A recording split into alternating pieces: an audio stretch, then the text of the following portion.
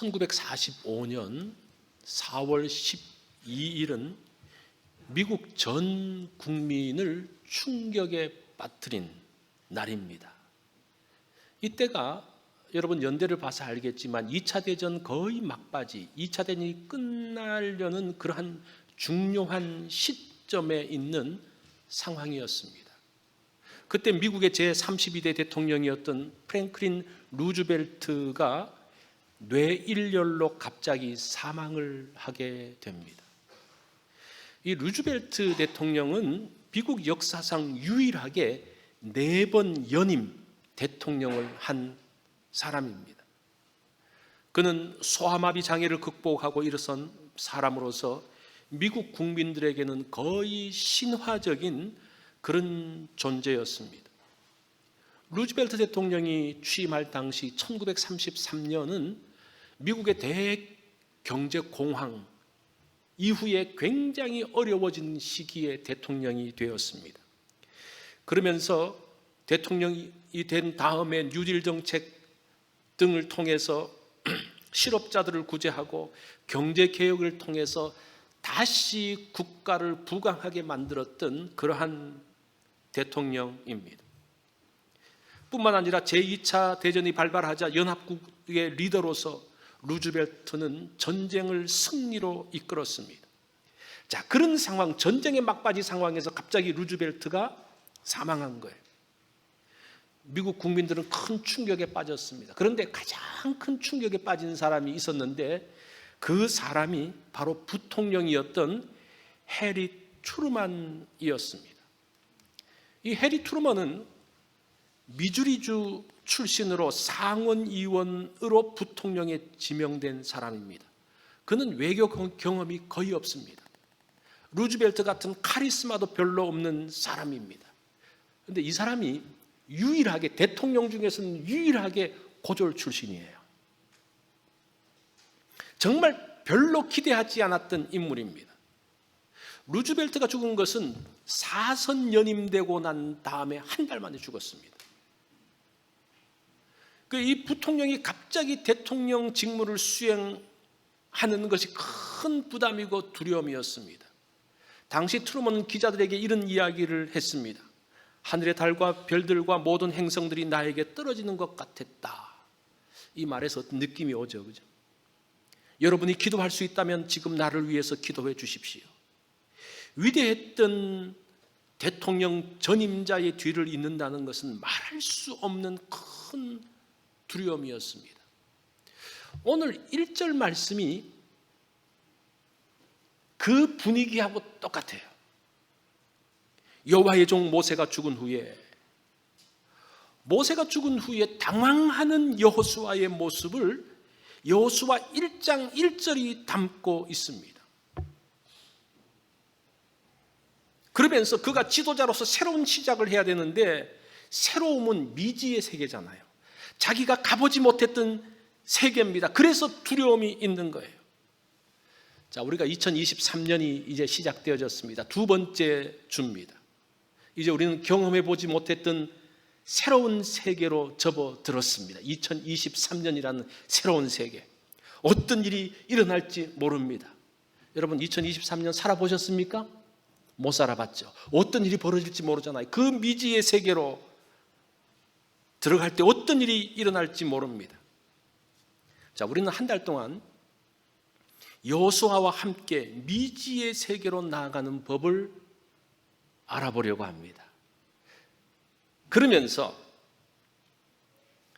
이런 우리가 경험해보지 못했던, 살아보지 못했던 이 세계를 어떻게 여호수아가 한 걸음 한 걸음 나아가고 있는지를 보면서 우리 역시 우리에게 펼쳐질 알지 못한 이 세계에서 어떻게 해야 될 것인지를 찾아가는 그러한 시간이 되어지기를 바랍니다. 미지의 세계는 두려움과 함께 옵니다. 왜냐하면 알지 못하기 때문이죠. 이 두려움은 두 가지 얼굴을 가지고 있습니다. 그 두려움을 감당하면 승리합니다. 그런데 그것을 감당하지 못하면요, 앞에 예비된 것을 갖지 못합니다. 똑같아요. 여러분들이 앞으로 펼쳐질 그 많은 것들에 대한 두려움이 있을 것입니다.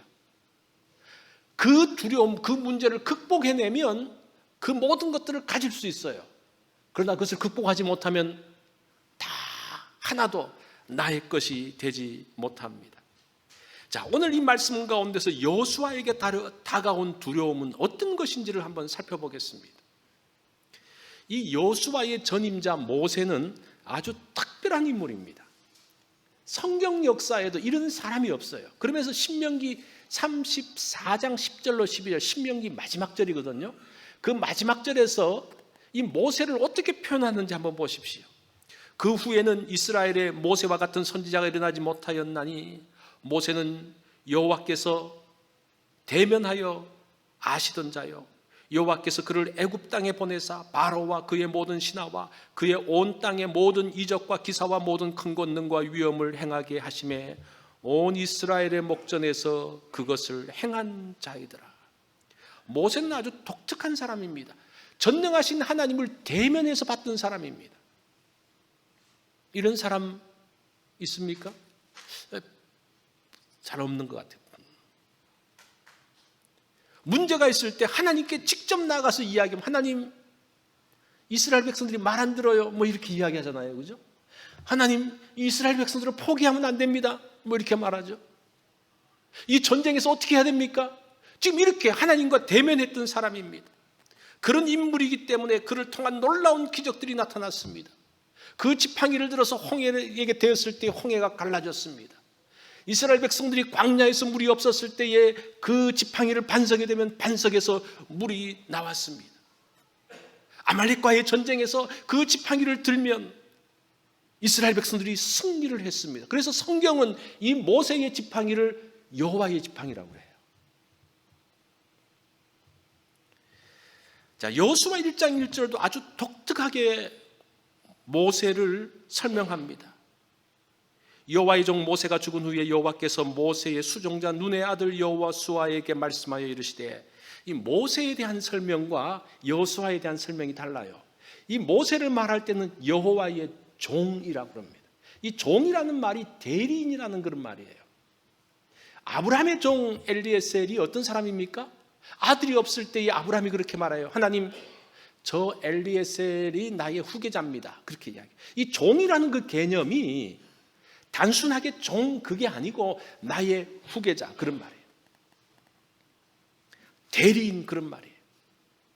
그리고 아브라함이 이제 아들 이삭을 얻어서 이삭을 장가 보낼 때 어떻게 합니까? 그 장가 보내기 위해서 누구를 보냅니까? 이 종을 보냅니다. 종이 가가지고 그 신부감을 보고 그 신부를 데려오자 아브라함이 아무 말도 하지 않고 그냥 그 리브가를 이삭의 아내로 데려와요. 이게 종이에요. 이게 대리인의 의미입니다. 모세가 누굽니까? 여호와의 종, 여호와의 대리인이라고 말합니다. 자, 그런데 여호수아를 설명하는 것을 한번 보십시오. 모세의 수종자, 눈의 아들 여호수아, 이렇게 이야기해요. 이 수종자라는 말은 시종이라는 뜻입니다.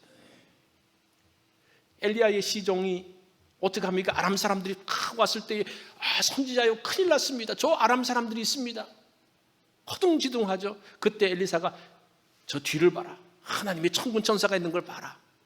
그때 눈을 떠서 봐요. 이제 시종은 그런 정도입니다. 그러니까 1장 1절에서 모세를 설명하는 것하고 여호수아를 설명하는 게 완전히 달라요. 이 차이예요, 이 차이. 그런 여호수아가 모세의 일을 맡게 됩니다. 2절을 보십시오. 내 종 모세가 죽었으니 이제 너는 이 모든 백성과 더불어 일어나 이 요단을 건너 내가 그들 곧 이스라엘 자손에게 주는 그 땅으로 가라. 2절에는 두려움의 요소가 담겨져 있는데 그것을 지시대명사로 두 개를 설명하고 있어요. 첫 번째는 이 모든 백성, 이 모든 백성, 이렇게 누군가를 지시해서 강조하고 있어요. 이 백성이 누굽니까? 그렇게 큰 능력을 가진 모세도 감당하기 어려웠던 그 백성들이에요. 그 모세 앞에, 그런 하나님의 종 앞에 돌을 들고 섰던 사람들이 누굽니까? 이 백성들이에요. 말을 지질이 듣지 않는.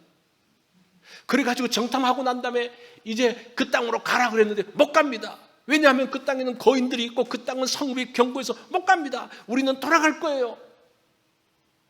말마다 대적하면서 반대하면서 했던, 모세도 감당하지 못했던 그 백성을 여호수아에게 뭐라고 말합니까? 너 이 백성들을 데리고 가라는 거예요. 자기는 모세보다도 형편없는 사람인데 그 모세도 감당하지 못했던 사람들을 내가 데리고 가? 그 두려움이 콱 몰려오는 거예요. 그 다음에 두 번째로 나오는 그 지시대명사가 이 요단입니다. 이 요단이 어떤 상황입니까? 지금 이 상황들을 보면 요단강은 사실은 작은 강이에요. 그런데 이 시기가 굉장히 크게 범람합니다. 여호수아 3장 15절을 보면 요단강이 곡식을 거두는 시기에는 항상 언덕까지 넘쳤더라. 지금 이 밀을 추수하는 3월달 그 우기에는 이게 강이 넘쳐가지고 굉장히 넓은 그런 시기입니다. 그 특별히 어려운 상황 가운데서 이 골치 아픈 백성들을 데리고 그 넘을 수 없는, 시기적으로 좋지 않은 때에 넘어가라는 거 감당할 수 없는 거예요. 두려움이 있는 거예요. 사실은 여호수아가 갖고 있는 두려움은 세 가지였습니다. 자기는 전임자 모세하고 비교해서는 정말 형편없다. 첫 번째, 내가 과연 지도자가 될 수 있을까? 그거 고민하는 사람들인데 그가 다스려야 될 사람들은 누굽니까? 자신이 감당할 수 없는 사람들. 모세도 감당 못했던 사람을 내가 어떻게 감당합니까? 그 두려움 두 번째. 세 번째는 환경적인 어려움입니다. 가장 좋지 않을 때에 요단강을 건너야 되는 그 상황. 이 백성들이 여호수아의 지시를 따라서 이 범람한 요단강을 건널지 의문입니다. 분명히 새로운 시대가 되어졌어요. 지도자가 바뀌었습니다. 죽음은 새로운 시대를 이야기합니다. 그런데 새로운 시대가 두려운 거예요. 이 두려움. 여러분들은 어떻습니까? 이거 지금 여호수아 이야기인데 여호수아만의 이야기입니까? 우리의 이야기는 아닙니까? 우리 한번 생각을 해 보시기 바랍니다. 내가 감당해야 될 사람들, 내가 처해 있는 그 환경들, 나의 능력들을 봤을 때에 그 두려움 가운데 있는 것을 보게 됩니다. 자, 1절과 2절은 두려움을 묘사합니다. 오늘 제목이 뭡니까? 두려움 너머에. 이게 중요해요. 이게 소망이에요. 두려움 너머에. 두려움 너머에 무엇이 있는지 3절 4절이 설명을 해주고 있어요. 내가 모세에게 말한 바와 같이 너희 발바닥으로 밟는 곳은 모두 내가 너희에게 주었노니 곧 광야와 이 레바논에서부터 큰 강 곧 유브라데 강까지 해쪽석에 온 땅과 또 해지는 쪽 대해까지 너희의 영토가 되리라. 자, 이 두려움에 사로잡혀 있는 여호수아에게 야, 두려움 너머를 봐라. 저 땅이 너희 것이야. 그러면서 이 땅을 설명해 주는데 광야와 이 광야는 유다 광야를 이야기합니다. 이스라엘 백성들이 왔던 그 광야가 아니고 그 땅에서의 광야. 지금 그 요단강을 건너 그 건너편에 있는 유대 광야를 이야기하고 있습니다. 두 번째는 레바논을 이야기합니다. 이 레바논에서부터 이 레바논은 이 단어가 하야타라는 단어에서 나왔어요. 이것은 흰눈이 쌓여있는 레바논의 헐몬산을 이야기하고 있습니다. 지금 그 땅이 굉장히 건조한 땅인데 그 땅에 생명줄이 있는데 뭔가니 헐몬산이에요. 그 헐몬산이 지금도 그 헐몬산에 그 많은 수량이 있어요. 지중해에서부터 올라오는 그 많은 물들이 머금고 거기에는 눈이 쌓여 있습니다. 그 헐몬산이 백두산보다 높아요. 그래서 겨울이 되어지면 거기 쫙 눈들이 쌓입니다.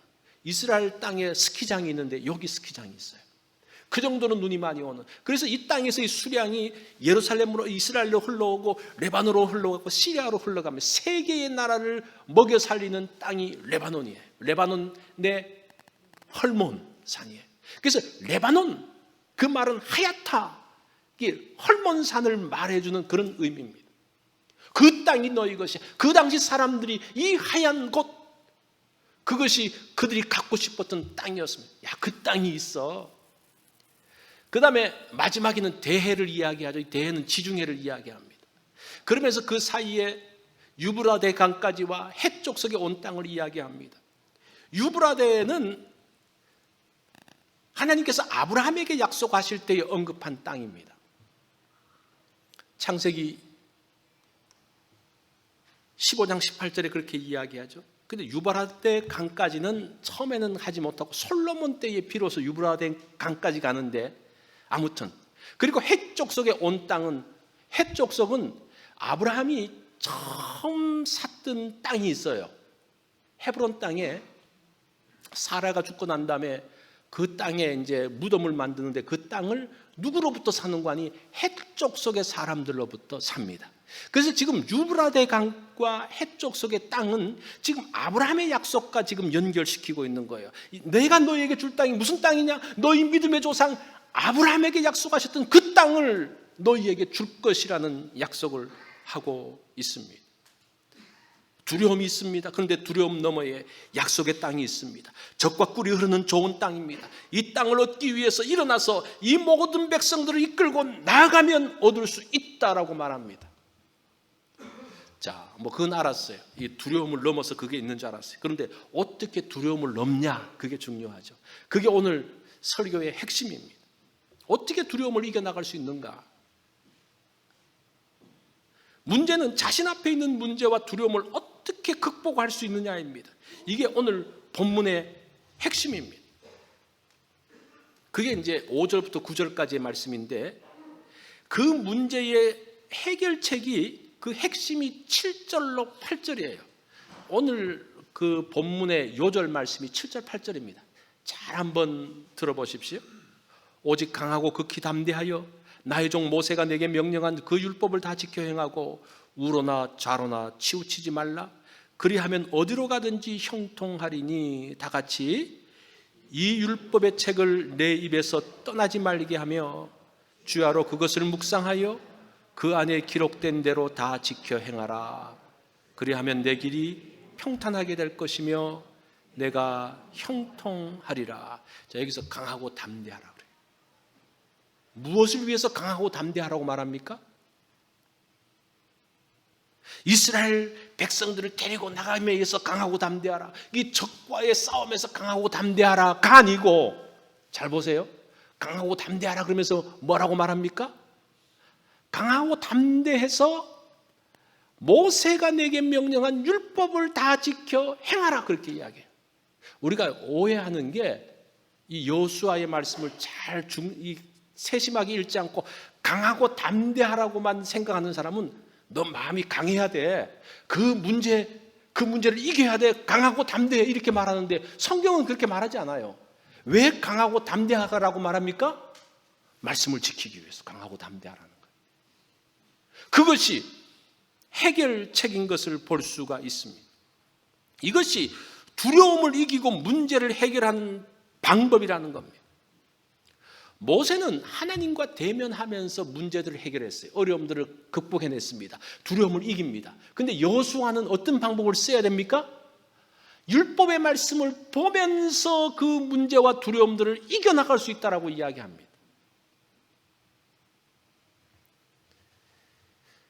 하나님과 대면했던 모세는 가나안 땅에 들어가지 못했어요. 그런데 율법을 따라갔던 여호수아는 가나안 땅에 들어갑니다. 어떤 게 더 좋은 것 같아요? 아직은 잘 모르겠는데, 율법을 따라갔던 그 여호수아는 강력한 적들과의 싸움에서 승리합니다. 이게 굉장히 중요한 포인트예요. 매일매일 우리에게 다가오는 문제, 그로 인한 두려움들을 어떻게 해결할 수 있습니까? 하나님이 주신 방법은 하나님의 말씀을 기억하는 겁니다. 그리고 강하고 담대하게 그 말씀을 붙들라고 이야기합니다. 사실은 모세가 했던 것 못지않게, 또 때로는 모세가 했던 것보다 더 큰 일들을 여호수아가 이루어 나가요. 우리가 봤을 때는 하나님과 대면하는 게 더 큰 것 같은데, 지금 율법의 말씀을 따라가는 것도 만만치 않게 때로는 그것보다 더 큰 능력들을 갖고 있는 것이 오늘 이 본문에서 보여주고 있는 내용이에요. 7절 말씀을 다시 봅니다. 이것 같이 한번 읽어볼까요? 시작. 오직 강하고 극히 담대하여 나의 종 모세가 내게 명령한 그 율법을 다 지켜 행하고 우로나 좌로나 치우치지 말라. 율법의 말씀을 다 지켜라고 말합니다. 율법의 말씀을 다 지킬 수 있습니까? 어때요? 쉽지 않죠. 그런데 여기서 율법이라는 말을 보면요, 율법이 뭔가? 율법을 다 지켜라. 조문조문 다 지켜라. 좌로나 우로나 치우치지 말라. 이 율법은 율법 조문을 말하지 않습니다. 예를 들어서 율법 조문이라면요, 살인하지 말라 있잖아요. 살인하지 말라는 그 말씀을 좌로 치우치는 것은 뭐고 우로 치우치는 건 뭡니까? 이건 없어요. 그죠? 살인하지 말라, 살인을 하든지 안 하든지 둘 중에 하나잖아요. 살인하는데 좌로 우로나 어떻게 치우칩니까? 그러니까 여기서 율법이라는 말은 율법의 정신, 토라의 정신, 방향을 이야기합니다. 이게 어떤 방향이 있는데 그 방향에서 이렇게 치우치기도 하고 저렇게 치우치기도 하고 조금 못하기도 하고 좀 넘쳐나기도 하고 그거 하지 말고 그 율법의 정신, 방향을 따라서 나아가라는 거예요. 무슨 말인지 이해가 되시죠?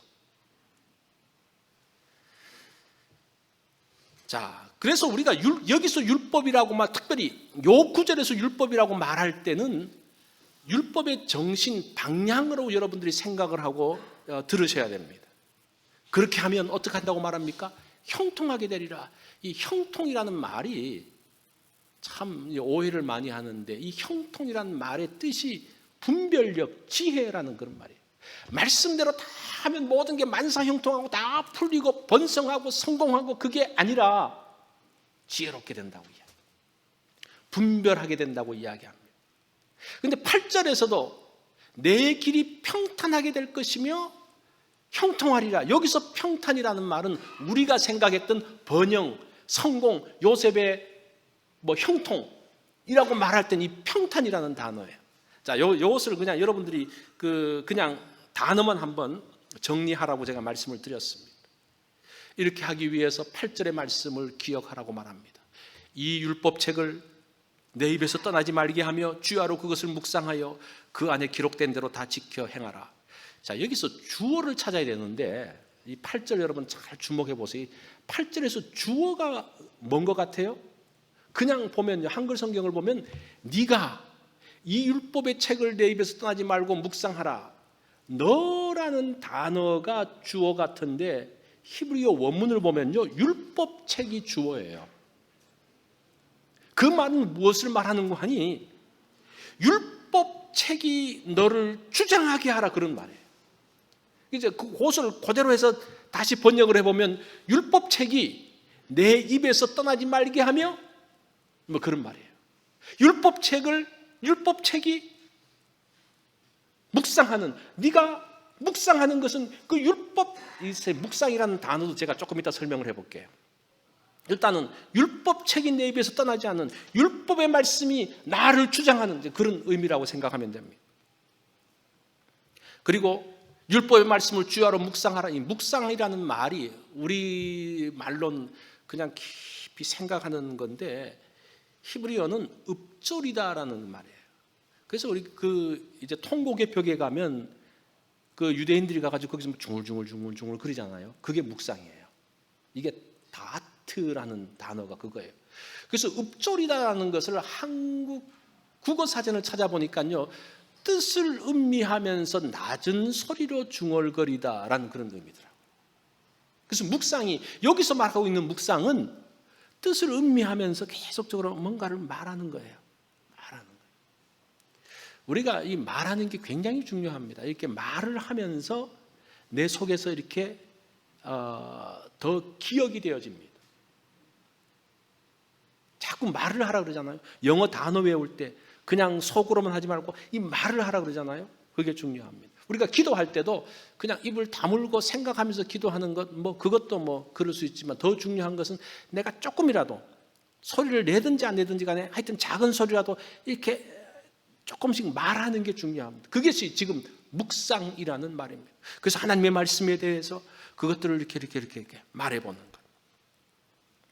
여호수아에게 주신 말씀은 율법의 말씀이 너의 삶을 주장하라는 겁니다. 그것이 문제를 뛰어넘는 길입니다. 우리가 음식을 만들 때 두 가지 방법이 있어요. 하나는 함께 하는 겁니다. 잘하는 사람이 와서 이제 가르쳐 줘요. 예를 들어서 뭐 김치를 담글 때 와가지고 이렇게 합니다. 두 번째 방법은 레시피를 보고 이렇게 음식을 준비하는 겁니다. 어떤 게 더 쉬운 것 같아요? 옆에 있으면 더 쉽겠죠, 그죠? 어떤 게 더 유익할까요? 레시피가 더 유익합니다. 따라서 할 때는 잘 되는데 혼자 하려고 그러니까 잘 안 되잖아요, 그죠? 그럼 그 사람 다시 부를 수도 없고 미안하고. 그런데 레시피가 있으면 그 방법을 처음엔 하지 않더라도 그 방법을 계속적으로 내가 볼 수 있기 때문에 사실은 레시피 보는 것이 나쁘지 않아요. 중요해요. 지금 이것이 사실은 모세와 여호수아를 비교할 수 있어요. 모세는 하나님 옆에서 했다면 여호수아는 말씀의 레시피를 따라가는데 그게 나쁘지 않다는 거예요. 큰 차이가 나지 않는다는 겁니다. 모세는 하나님께서 그때그때마다 알려주셨지만 여호수아는 하나님께서 주시는 매뉴얼을 따라갑니다.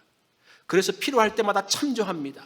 그 가운데 더 많은 내용물들이 담겨져 있습니다. 그래서 우리가 지금은 하나님을 대면하지 못한다고 해서 손해볼 거는 없습니다.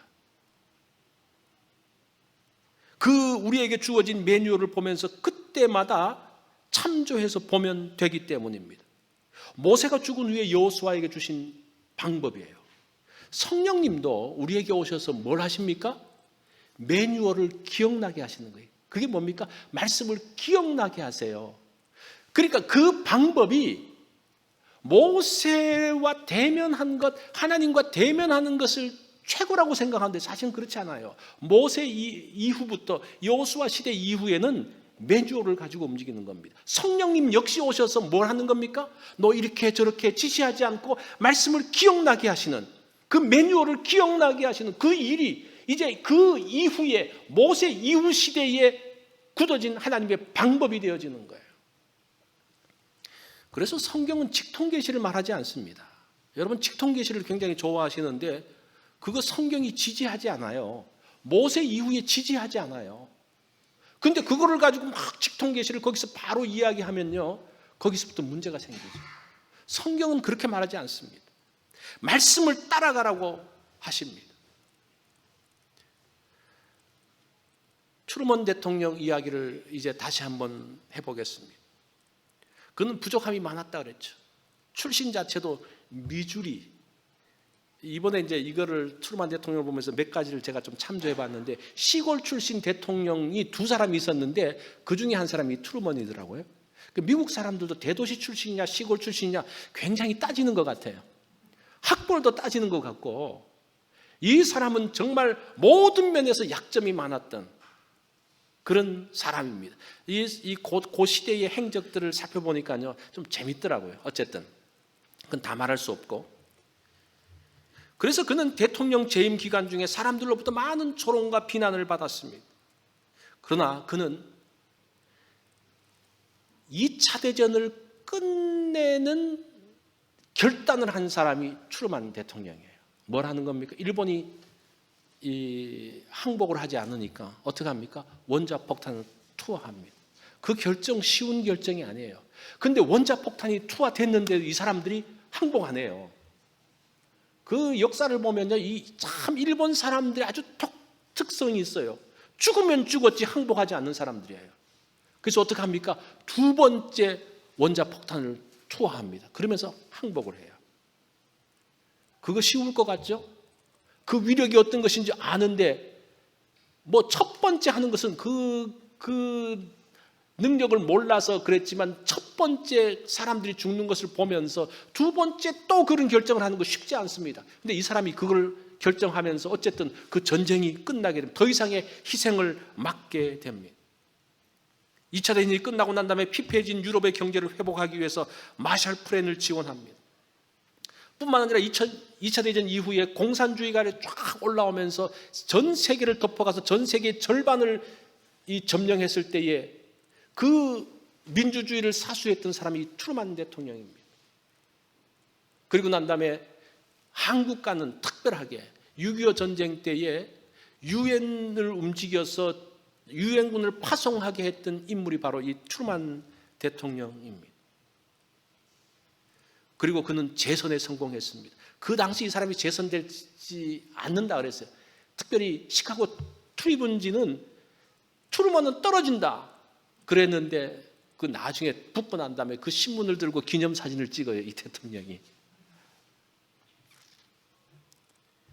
그 모든 일들을 충실하게 수행했던 사람입니다. 2017년 91명의 역사학자가 뽑은 대통령 순위가 있어요. 이제까지 대통령 가운데 1등, 2등. 1등은 링컨이고 2등은 제퍼슨이 아니고 워싱턴이고 3등은 루즈벨트고 6등이 트루먼이에요. 거의 8등이 케네디 뭐 이렇게 되어지는 굉장히 좋은 성적을 받은 사람입니다. 이 트루먼 국무장관이었던 애치슨이 이렇게 말합니다. 애치슨, 여러분 그 역사 공부했던 사람 아마 이 애치슨 라인이라고 기억할 거예요. 이 사람이 말하기를 트루먼에게는 리더 최대의 걸림돌인 교만이 없었다. 한 번도 사적인 자존심을 내세우지 않았다. 그렇게 평가를 합니다. 그는 모든 책임은 내가 진다고 하면서 책임의식을 가졌던 사람입니다. 그러나 그럼에도 불구하고 이 사람은 엄청나게 비난하니까 세 번째 대통령 출마에는 하지 않아요. 그 스트레스가 너무 커서. 그리고 이 사람이 대통령 끝나기 한 달 전에 미리 사임을 해버립니다. 그 정도로 그것들을 견디기 어려웠던, 어떻게 보면 그 둘러싸고 있던 두려움을 완전히 극복해내지 못했죠. 다 하다가 마지막에는 극복해내지 못했던 어떤 그런 게 있죠. 부족함이 있다고 실패하지 않습니다. 우리가 부족하다고 능력이 없다고 실패하지 않아요. 문제가 있다고 무너지지 않습니다. 두려움은 언제 두려움이 오는 거니? 문제가 나보다 클 때 두려움이 와요. 어떤 문제가 있는데 그 해결할 수 있어요. 아무런 문제가 아닙니다. 스트레스 없어요. 그냥 하면 돼요. 그런데 그 문제가 나보다 클 때 두려움이 와요. 스트레스가 생겨요. 감당하지 못하고 넘어지게 됩니다. 그렇기 때문에 내가 문제보다 커지면 됩니다. 이 두려움을 이길 수 있는 방법, 문제를 해결할 수 있는 방법은 간단해요. 그 문제보다 내가 크면 돼요. 더 힘이 있으면 돼요. 그러면 문제는 문제가 되지 않고 두려움은 사라집니다. 내가 능력이 안 되면 나를 도와줄 수 있는 누군가가 있으면, 그래서 그 두 사람이 합쳐서 이 문제보다 크면요, 이건 문제가 아니에요. 두려움도 없어요. 하나님의 말씀으로 하나님의 형통, 하나님의 형통이 지혜라 그랬죠. 그것으로 나의 몸집을 키우는 겁니다.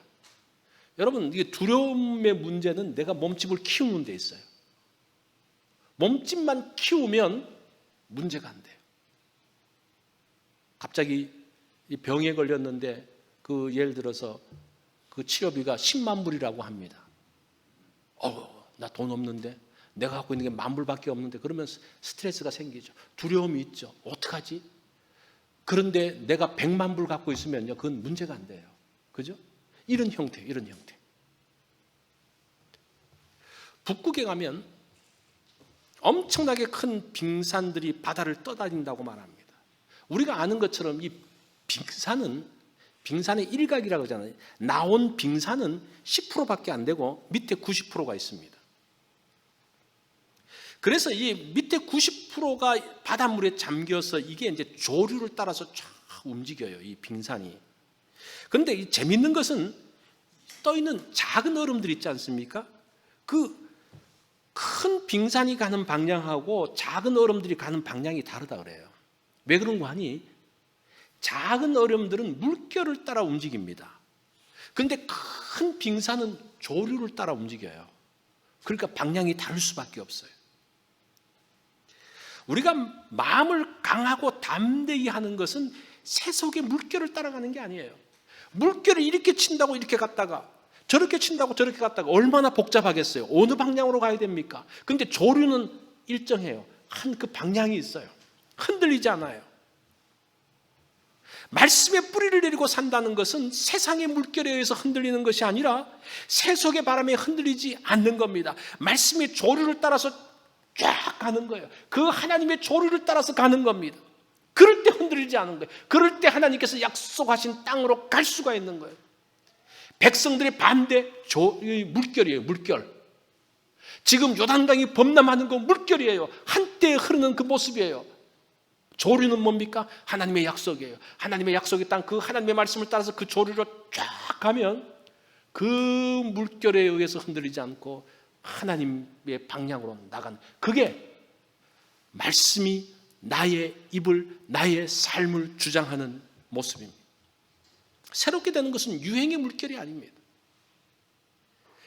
우리가 신문을 보는데 신문이라는 것이 새로운 소식을 가진 거라고 생각해서 사람들이 야, 오늘 무슨 새로운 소식이 있어, 그래 신문을 펴는데 그 신문에 새로운 소식이 있습니까? 없습니까? 하나도 없어요. 정확하게 말하면 어제 있었던 일을 기록해 놓은 게 신문이에요. 그런데 사람들은 신문이라고 그래요. 새로운 소식이 있다고 그래요. 그거 아니에요. 그죠? 그렇잖아요. 유행, 지금 유행이 막 흘러갑니다. 유행이 새로운 신것이라고 이야기하는데 아니에요. 이미 일어난 현상이에요. 이미 끝난 거예요. 그런데 사람들이 그 유행을 타고 가면 자기가 뭔가 새롭다고 생각하는데 아니라는 거예요. 정말 새로운 것은 뭡니까? 하나님의 역사 흐름을 보는 눈이 열리는 것이 새로운 거예요. 아무도 다른 사람들이 보지 못하는 것을 하나님께서 어떻게 역사하신지를 보면서 이 시대가 앞으로 어떻게 흘러가고 어떻게 바뀌어질 것을 볼 수 있는 눈이 띄어지는 것, 그게 새로운 거예요. 진짜 새로운 거예요. 그게 진짜 새로운 거예요. 그때의 미지의 세계가 열리고 그것들을 또렷하게 볼 수가 있고 확신이 생기게 됩니다. 그럴 때 두려워하지 않고 한 길로 갈 수 있는 거예요. 우리가 아는 그 나름대로 성공했다는 사람들은 다 이런 눈을 갖고 있는 사람들이에요. 이건 그것을 다 하나님의 눈이라고 말할 수는 없지만 어쨌든 보지 못했던 뭔가 눈이 열리면서 보지 못했던 것을 보는, 그것이 새롭게 되어진 여호수아의 모습입니다. 여호수아가 어떻게 눈을 뜹니까? 그 약속의 말씀을 보면서 눈을 뜨기 시작하는 거예요. 이 이스라엘 백성들, 이 사람들은 물결을 따라 움직이는 사람들이지 그 물결의 방향을 잡아가면 되는 거야. 그걸 보는 거예요. 이 환경들은 언제나 바뀌는 거야. 거기에 집착하지 않고 하나님의 흐름을 따라서 나가는 것, 그 환경도 주도해 나가는 것을 보게 됩니다. 자, 여호수아가 새롭게 되었습니다. 그 새롭게 된 모습이 10절에 있어요. 이에 이렇게 나와요. 이에. 그 전까지는 못 가면서 막 머뭇머뭇거리면서 하나님께서 일어나서 가라, 나가라. 그런데도 머뭇머뭇거렸는데 드디어 그 말씀을 듣고 이에 여호수아가 그 백성의 관리에게 명령하여 이르되, 바뀌었어요. 그죠? 이 10절에 그 내용이 고스란히 담겨져 있어요. 그 생각을 바꿨고 그 마음을 바꿨어요. 두려움을 떨쳐내고 드디어 움직이기 시작합니다. 여호수아가 뭔가를 봤어요. 뭘 봤습니까? 하나님의 흐름을 보는 거예요. 우리도 2023년 알지 못하는 시간을 이제 가게 될 것입니다. 두려움이 있을 거예요. 그때에 어떻게 두려움을 떨쳐낼 수 있습니까? 하나님의 약속의 말씀, 여호수아가 그랬던 것처럼 우리가 그 말씀을 따라서 나아갈 때에 두려움을 떨쳐내고 흔들리는 것이 아니라 하나님의 말씀의 조류, 하나님의 역사의 그 섭리의 조류를 따라서 나아갈 때에 뭔가 확신이 생기고 두렵지 않게 담대하게 나아갈 수 있습니다. 자, 우리가 이 새해에 이렇게 두려움을 떨치고 하나님의 흐름을 보고 나아가는 우리 모든 성도가 되어지기를 바랍니다.